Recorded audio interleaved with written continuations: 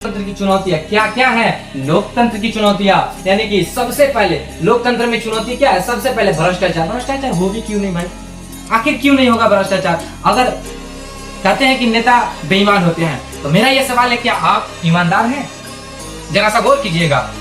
जब भी वो वोट मांगने आते हैं तो सबसे पहला हमारा उनके पास क्या रखते हैं हम ये कहते हैं कि हमारे भारत का विकास कीजिएगा, हम ये कहते हैं कि हमारे गांव का विकास कीजिएगा। नहीं, हम तो ये कहते हैं कि हमें कुछ पैसा दे दीजिए।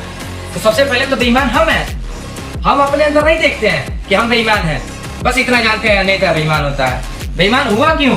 हमारी वजह से। हमने उससे पैसे की मांग की, जब वो वोट मांगने आया तो पैसे की मांग की, हमने उससे विकास की मांग नहीं की, इसलिए वो बेईमान हुआ।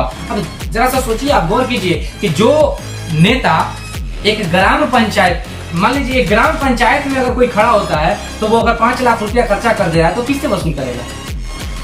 वो किससे वसूल करेगा भाई? कहां से उसके पास पैसा आएगा? तो भ्रष्टाचार बढ़ेगा कि नहीं बढ़ेगा? तो लोकतांत्रिक एक लोकतांत्रिक देश में सबसे बड़ी चुनौती है भ्रष्टाचार। उसके बाद अशिक्षा। अशिक्षित लोग भी पद पर आ जाते हैं।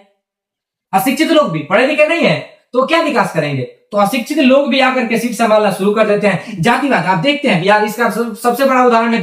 बिहार में जब भी वोट नजदीक आता है, सिंपल सी बात है, निश्चित है कि जातिवाद होना ही होना है। हिंदू मुस्लिम होगा ही होगा, चाहे कोई भी धर्म का हो, हिंदू मुस्लिम होगा, उसके बाद ही वो जीत सकता है। तो निश्चित है कि जातिवाद होना ही होना है। एक लोकतांत्रिक देश में ये सबसे बड़ी चुनौती है। और धन बल और बहुबल, जिसके पास धन है उसके पास सत्ता है, जिसके पास धन नहीं उसके पास सत्ता नहीं। अब देख सकते हैं, बहुबल, जिसके पास ताकत है, जिसके पास जो 10-12 को क्राइम किया, 10-12 को मर्डर किया है, वो आकर के सत्ता संभाल सकता है। आप अगर एक शिक्षित हैं, आप एक सज्जन व्यक्ति हैं, तो आप सत्ता नहीं संभाल सकते। ये एक लोकतांत्रिक देश के लिए भी बहुत बड़ी चुनौती है।